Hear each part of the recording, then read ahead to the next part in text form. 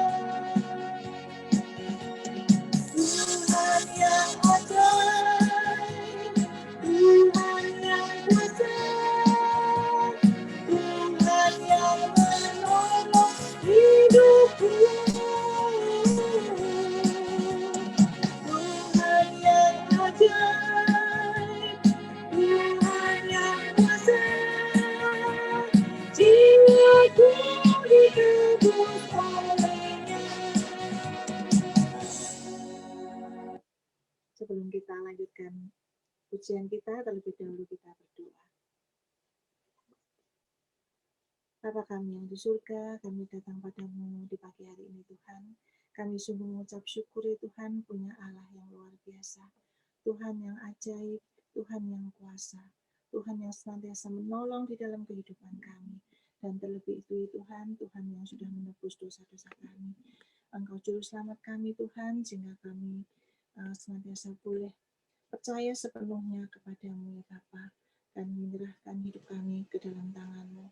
Ya Tuhan, kami membawa persekutuan kami di pagi hari ini, kiranya Tuhan memberkati jaringan internet yang kami gunakan. Demikian juga Tuhan memberkati setiap ujian yang akan kami nyanyikan kembali, dan juga firman Tuhan yang akan disampaikan oleh hamba-Mu Ibu Rita. Kiranya Tuhan berkati, Tuhan urapi hamba-Mu dengan kuasa Roh Kudus-Mu, sehingga apa yang keluar dari lidah dan bibirnya Tuhan diurapi oleh Tuhan, dan kami semua juga dipenuhi oleh Roh Kudus supaya kami bisa menjadi tanah yang subur yang siap ditaburi oleh kebenaran firman-Mu, dan kami pun bisa melakukan setiap firman yang diberitakan pada pagi hari ini Tuhan. Ya Tuhan Yesus, Engkau memberkati juga doa-doa yang akan kami naikkan ke hadirat-Mu. Terima kasih Tuhan, kami menyerahkan persekutuan kami pada pagi hari ini. Kami percaya bahwa Tuhan memberkati kami di pagi hari ini. Dalam nama Tuhan Yesus kami berdoa dan mengucap syukur. Amin.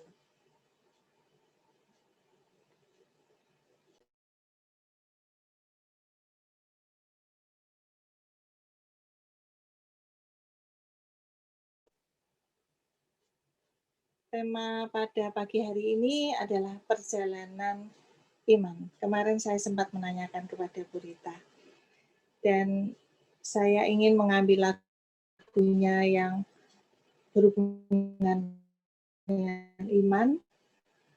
Saya ambil dari KRI 189 dari Reform ya, pujian Reform. Iman umatmu yang hidup. Kalau di PPL 1, iman orang saleh. Dalam pujian ini kata-katanya, saya kenapa ambil kata-kata dari Reform, karena kata-katanya ini sungguh mudah dimengerti. Kita sebagai umat Kristiani, terkadang kita dalam perjalanan hidup kita, mungkin kita bisa naik dan turun, kita bisa lemah iman kita, tetapi biarlah melalui pujian ini kita bisa diingatkan. Ketika kita boleh ingat bahwa perjalanan hidup kita tidak seberapa, tidak sebanding dengan rasul-rasul yang zaman dahulu, dia harus dibelenggu, tetapi imannya sungguh tidak terbelenggu. Dia banyak mengalami godaan, tetapi dia tidak kalah di dalam godaan. Biarlah kita juga boleh senantiasa setia, walaupun godaan mungkin senantiasa mengintip di depan kita, tetapi kita boleh mengalahkan godaan melalui kuasa firman yang senantiasa kita renungkan dan kita hidupi di dalam kehidupan kita setiap hari. Iman umatmu yang hidup.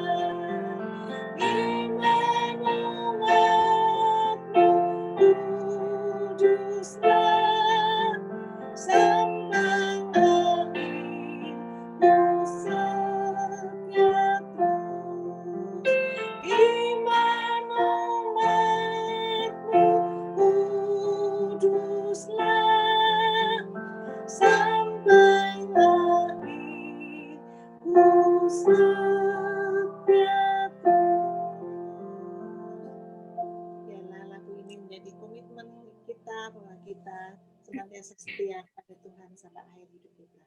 Saya serahkan firman Tuhan kepada Ibu Rita.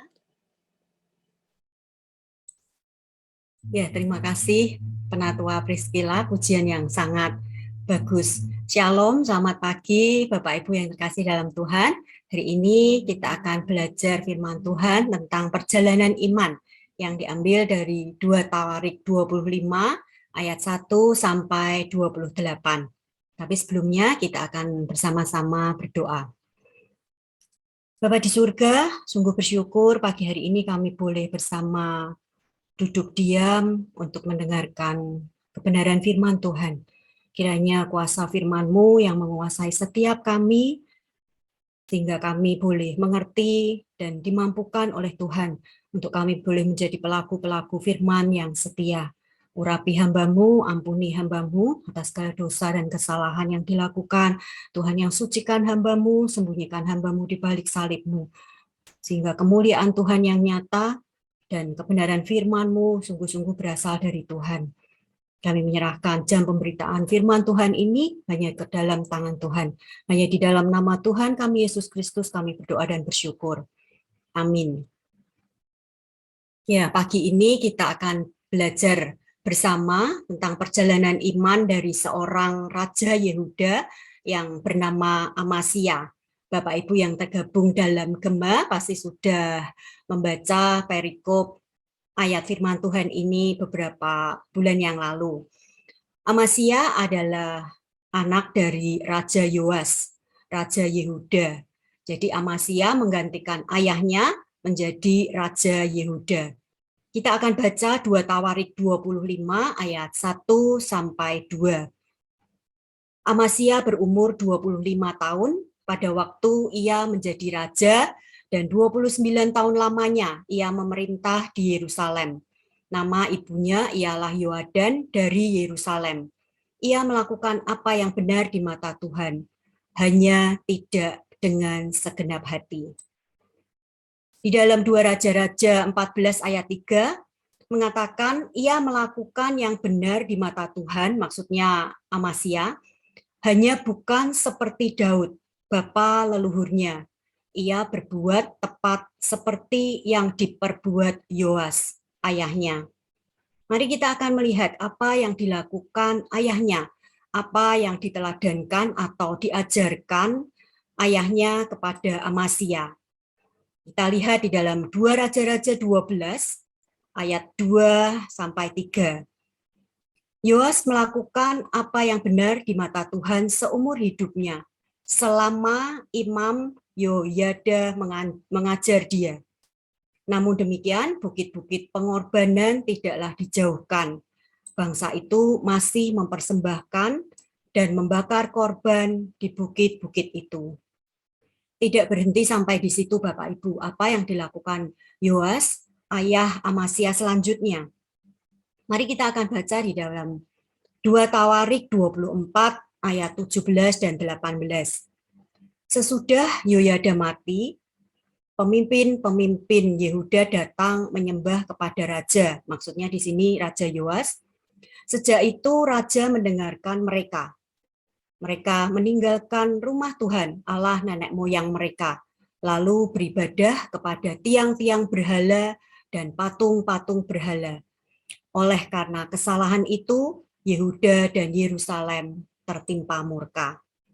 Itulah yang dilakukan Yoas, yang diajarkan dan diteladankan kepada Amasya, anaknya.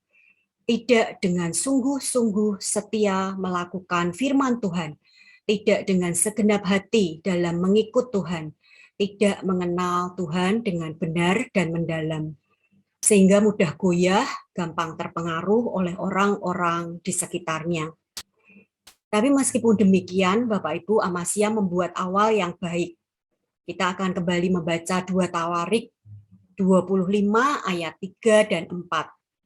Segera sesudah kuasa kerajaan itu kokoh di tangannya, dibunuhnyalah pegawai-pegawainya yang telah membunuh raja, yaitu ayahnya.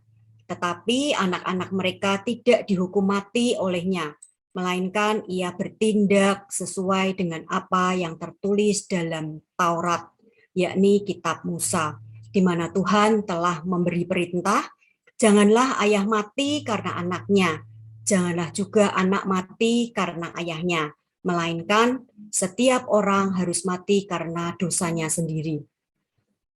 Awal yang baik dari Amasya, bertindak sesuai dengan apa yang tertulis dalam Taurat, yakni kitab Musa. Kemudian Amasya mengumpulkan orang Yehuda dan Benyamin, mengelompokkan mereka, dan ia menghitung mereka yang berumur 20 tahun ke atas. Ada 3.000 tentara teruna yang sanggup berperang dengan tombak dan perisai. Selain itu, Amasya juga menyewa 100.000 pahlawan yang gagah perkasa dari Israel dengan bayaran 100 talenta perak. Padahal hal itu tidak berkenan di hadapan Allah, karena Allah tidak menyertai Israel. Kita melihat di sini sepertinya Amasya kurang percaya, kurang pede kepada teruna-terunanya. Terlebih lagi ia meragukan kuasa Allah yang dapat memberikan kemenangan kepadanya. Kemudian seorang abdi Allah menegur dia untuk membatalkan menyewa tentara Israel, karena Allah akan menggelincirkan Amasya bila ia tidak taat. Tetapi Amasya masih memikirkan 100 talenta perak yang sudah diberikan kepada tentara Israel. Tapi dalam perjalanan, meskipun akhirnya Amasya taat dan memisahkan tentara Israel dan menyuruh mereka kembali ke tempat tinggalnya. Dengan kemarahan yang menyala-nyala, tentara Israel kembali ke tempat tinggalnya. Kita akan baca ayat 11, mengatakan Amasya mendapat keberanian, lalu memimpin rakyatnya ke lembah Asin dan memukul kalah 10.000 orang dari Bani Seir, dan menawan 10.000 orang serta mencampakkan mereka dari puncak bukit sehingga mereka semua hancur. Karena ia taat pada Allah, maka Allah menolong dan memberikan kemenangan kepada Amasya dan rakyatnya. Namun ketaatannya hanya sesaat. Di ayat 14 mengatakan, ketika Amasya kembali setelah mengalahkan orang-orang Edom, ia mendirikan para Allah Bani Seir yang dibawanya pulang sebagai Allahnya. Ia sujud menyembah kepada Allah-Allah itu dan membakar korban untuk mereka. Kesalahan Amasya yang fatal dan maaf, sangat bodoh. Akibatnya di ayat 14, maka bangkitlah murka Tuhan terhadap Amasya. Ia menyuruh seorang nabi kepadanya yang berkata, mengapa engkau mencari Allah suatu bangsa yang tidak dapat melepaskan bangsanya sendiri dari tanganmu? Ayat 16, waktu Nabi sedang berbicara, berkatalah Amasya kepadanya, apakah kami telah mengangkat engkau menjadi penasehat raja? Diamlah. Apakah engkau mau dibunuh? Lalu diamlah Nabi itu setelah berkata, sekarang aku tahu bahwa Allah telah menentukan akan membinasakan engkau, karena engkau telah berbuat hal ini dan tidak mendengarkan nasihatku. Akhir dari perjalanan iman Amasya, Allah menyerahkan Amasya ke dalam tangan Yoas, Raja Israel. Setelah Yoas, Raja Israel mati, Amasya masih hidup 15 tahun lamanya. Ayat 27, sejak Amasya menjauhi Tuhan, orang mengadakan persepakatan melawan dia di Yerusalem. Sebab itu larilah ia ke Lakis, tetapi mereka menyuruh mengejar dia ke Lakis, lalu dibunuhlah ia di sana. Bapak Ibu yang terkasih, awal dari perjalanan iman yang tidak dengan segenap hati, sehingga menyebabkan imannya up and down, naik turun, tidak stabil. Mari kita melihat kembali ketika Amasya, awal dari Amasya taat akan Taurat Tuhan. Tapi kemudian dia kembali meragukan kuasa Tuhan dengan menyewa tentara Israel. Kemudian dia imannya naik lagi, taat teguran Nabi dan taat pada Tuhan dengan membatalkan menyewa tentara Israel. Tapi kemudian setelah dia menang, dia lupa. Imannya jatuh lagi, dia mendirikan Allah Bani Seir. Dan sangat fatal, dia sujud menyembah dia, menyembah Allah Bani Seir. Tidak mengindahkan teguran Allah melalui nabinya, bahkan mengancam mau membunuh nabi utusan Allah. Perjalanan iman Amasya berakhir sangat menyedihkan. Tidak ada pertobatan di akhir hidupnya. Bapak Ibu, dalam menjalani hidup, tentunya setiap kita mengalami kerikil-kerikil kesedihan.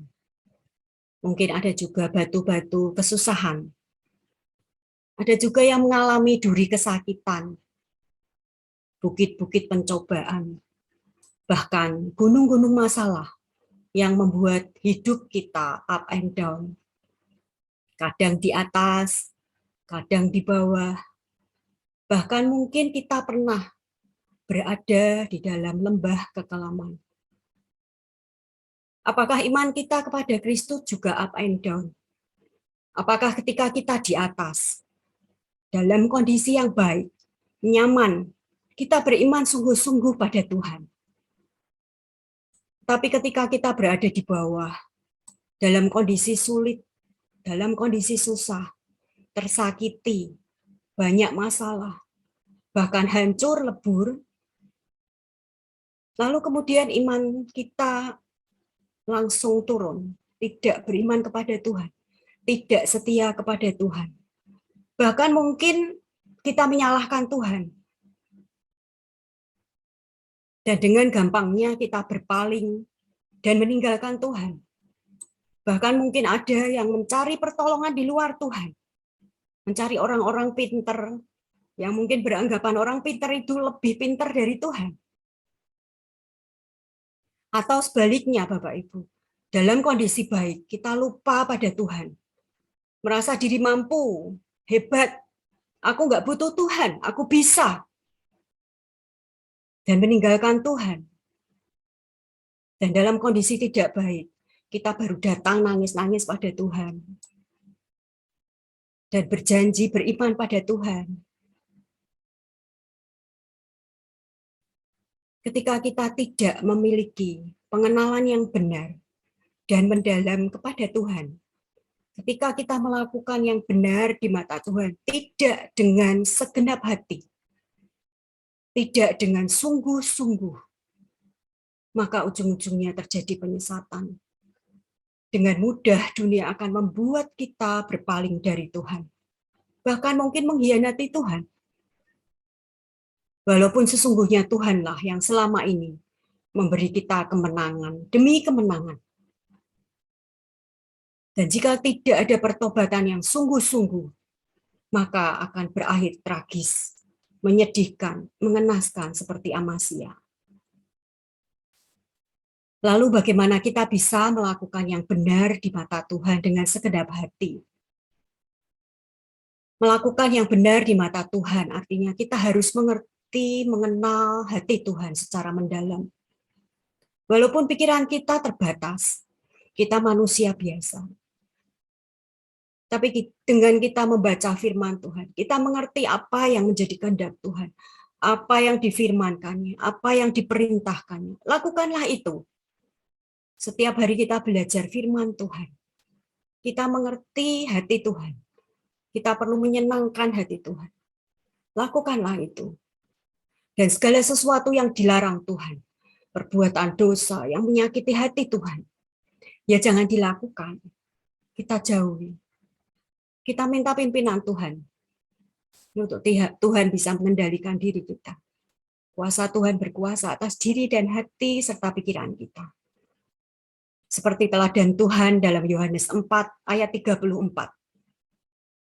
Kata Yesus kepada mereka, makananku ialah melakukan kehendak Dia yang mengutus aku dan menyelesaikan pekerjaannya. Melakukan yang benar di mata Tuhan dengan segenap hati. Dengan segenap hati artinya ketika kita mengasihi Tuhan dengan segenap hati, dengan segenap jiwa, dengan segenap kekuatan, dan dengan segenap akal budi kita, maka kita bisa melakukan yang benar di mata Tuhan dengan segenap hati. Tanpa mengasihi Tuhan, dengan segenap hati, segenap jiwa, segenap kekuatan, segenap akal budi, kita tidak bisa melakukannya dengan segenap hati. Seperti Amasya, melakukan yang benar di mata Tuhan, tidak dengan segenap hati karena dia tidak mengasihi Tuhan. Dan tentunya harus disertai dengan pertobatan yang sungguh-sungguh. Karena kita masih hidup di dunia, masih banyak hal-hal yang membuat kita jatuh. Contohnya seperti Daud. dalam peristiwa dengan Batsyeba, melakukan hal yang jahat di mata Tuhan. Daud sungguh-sungguh bertobat, meskipun hukuman tetap berlaku atasnya. Akhirnya anaknya meninggal.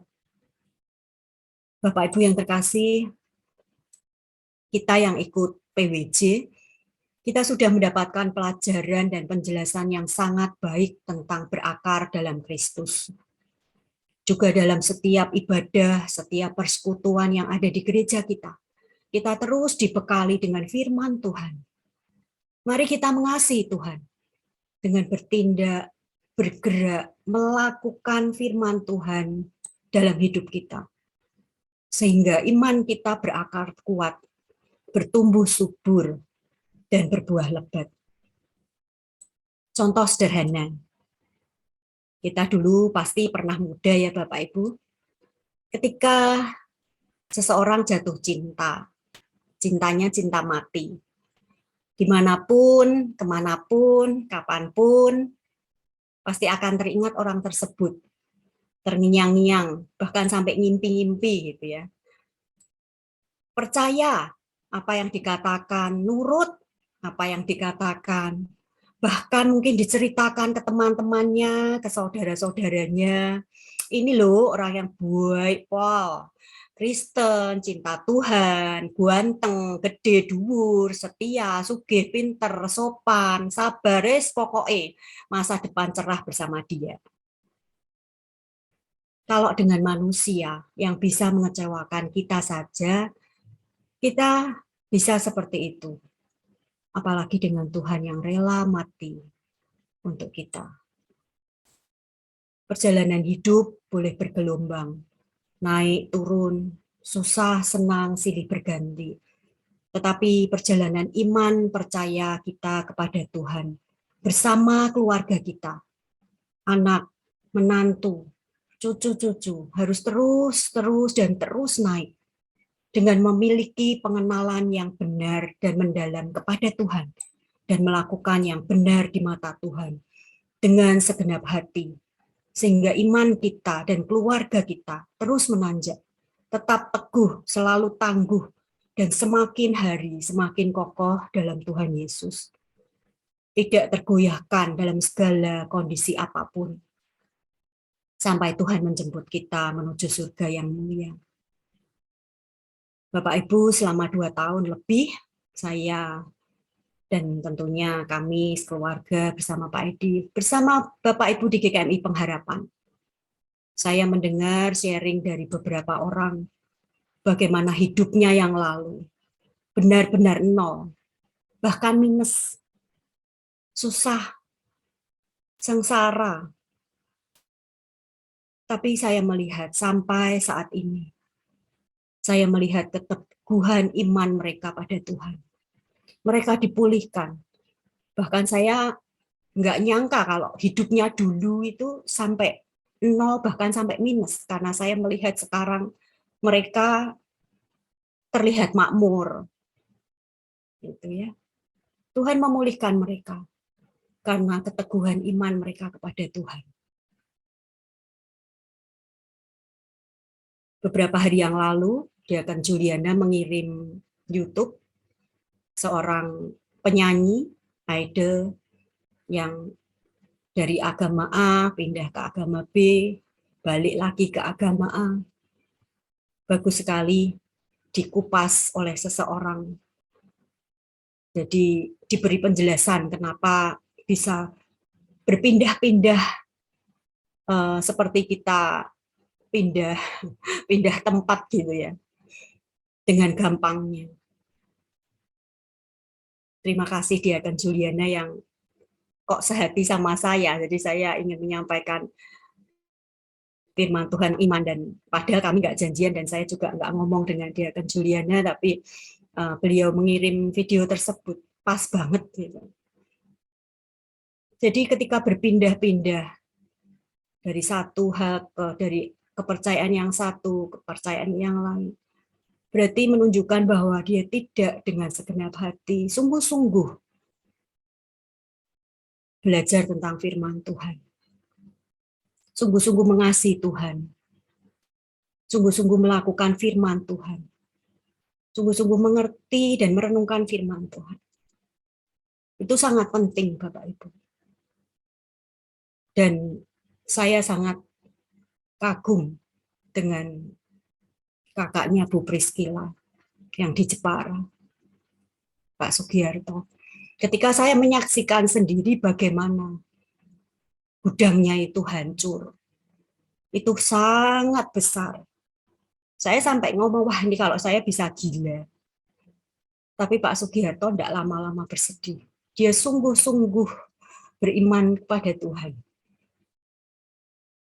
Sampai habis bis, tidak tersisa. Tembok pun tidak tersisa. Ketika saya melihat, ini benar-benar luar biasa. Dia sangat tangguh di dalam Tuhan. Dan saat ini dia sudah dipulihkan. Dan bersyukur Tuhan melihat. Dan Tuhan memberkati luar biasa. Dan saya percaya Bapak Ibu di tempat ini juga orang-orang yang setia.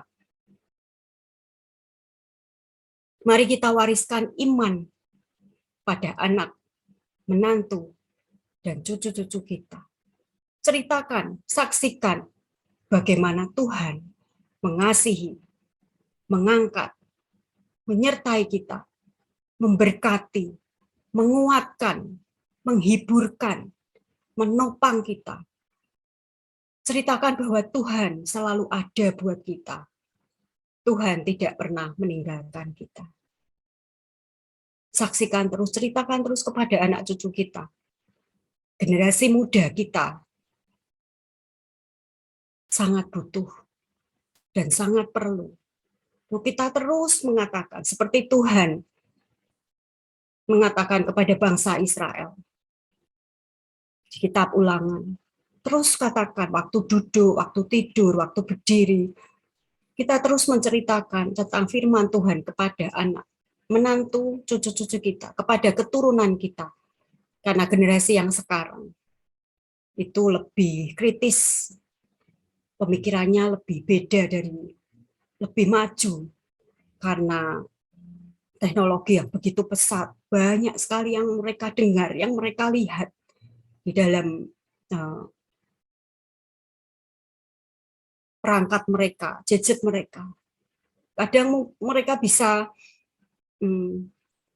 pikiran mereka bisa dimasuki, dibentuk oleh yang mereka lihat, yang mereka dengar.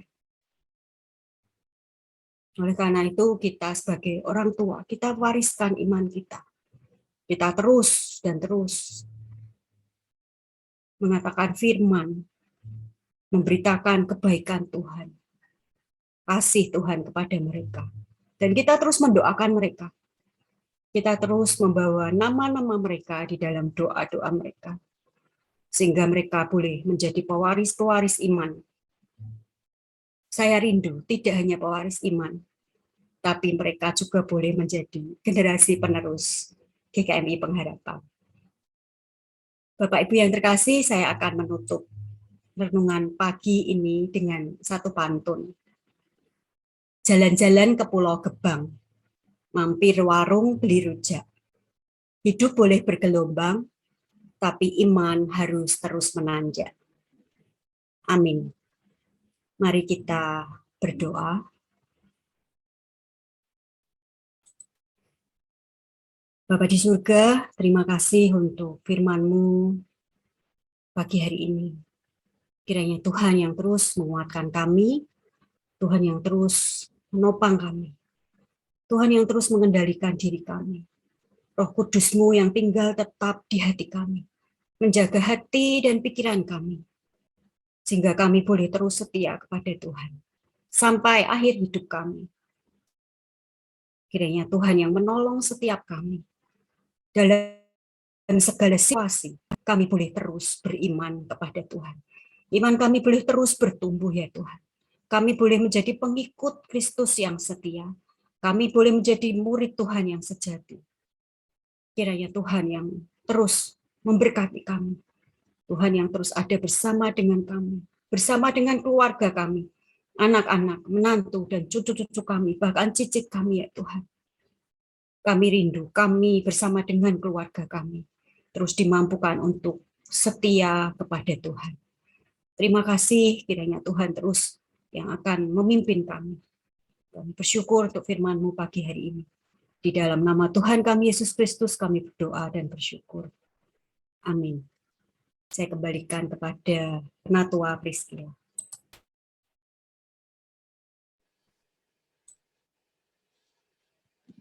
Terima kasih, Bu Rita, firman Tuhan yang sungguh memberkati kita semua. Perjalanan iman kita mungkin bisa juga naik turun, tetapi kita boleh memegang tangan Tuhan yang kuat. Dia tidak akan membiarkan kita berjalan sendiri, dia akan selalu menopang kita apapun keadaan kita. Baik itu kita mengalami suka, duka, kita mengalami ketenangan maupun gelombang. Biarlah kita boleh percaya, menaruh percaya kita dan harapan kita kepada Tuhan saja, karena dialah yang memimpin kita senantiasa. Tuhan pegang pimpinan dari PPR 1, nanti kita akan nyanyikan. Sebelumnya kita akan melihat doa syafaat kita, pokok doa syafaat. Kemarin saya sudah bagikan pokok-pokok doanya. Kalau ada yang belum mendapatkan, mungkin bisa mengambil salah satu pokok doa yang ada di layar.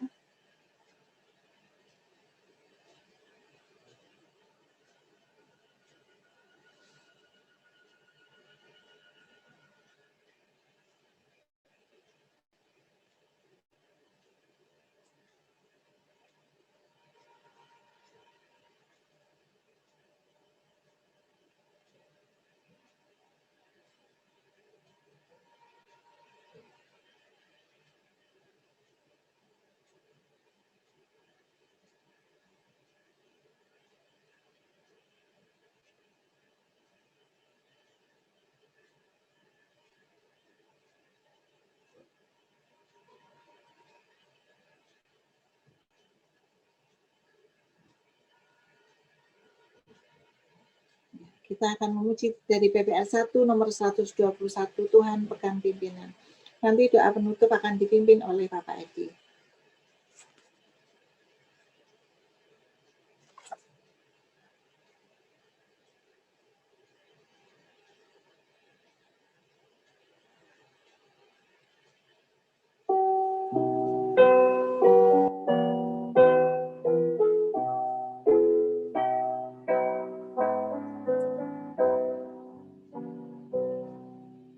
Tuhan memegang pimpinan dalam tiap perbuatanku. Hatiku senang dan aman, Tuhan memegang pimpinan. Tuhan memegang pimpinan, tangannya teguh sentosa. Ku diberi penuh iman, Tuhan memimpin hamba-Nya. Aku kesusahan datang atau rasa kesukaan, bila kau berkunjung, tangan Tuhan mengangkatkan. Tuhan memegang pimpinan, tangannya penuh sentosa. Ku diberi penuh iman, Tuhan memimpin hamba-Nya. Peganglah tanganku erat, betapa keadaanku. Aku pun percaya tetap, sebab Tuhan memimpinku. Tuhan memegang pimpinan,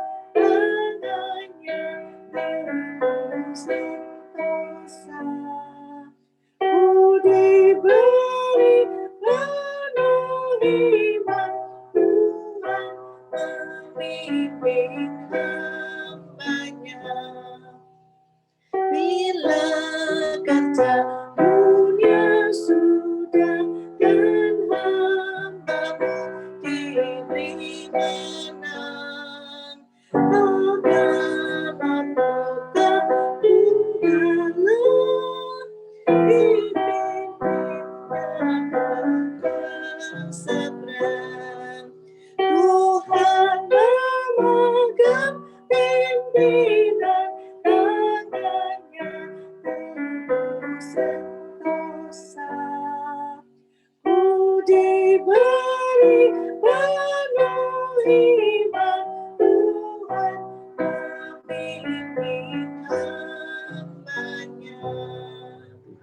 Terima kasih ya Tuhan, pagi hari ini kami juga berdoa untuk seluruh jemaat yang berpengharapan dimanapun kami berada, apa yang kami upayakan semuanya diberkati oleh Tuhan. Kami juga mengingat untuk perizinan yang sedang kami upayakan, begitu juga untuk perubahan sertifikat atas nama gereja, kiranya Tuhan juga mempermudah, Tuhan memimpin sehingga semuanya boleh berjalan dengan baik. Hari ini Bu Liana dan juga Mbak Dwi akan ke kantor wali kota, kiranya Tuhan memberkati segala upaya mereka, semuanya ada di dalam pimpinan dan penyertaan Tuhan. Terima kasih Tuhan. Kita berdoa untuk semua yang terhubung ataupun harus kami hubungi, Tuhan juga memberikan kemudahan bagi mereka sehingga kami boleh mengurus izin dengan baik ya Tuhan. Terima kasih Tuhan. Di dalam nama-Mu Yesus Kristus Allah kami yang hidup, kami berdoa. Amin. Kita pujikan Bapa, terima kasih. Bapa, terima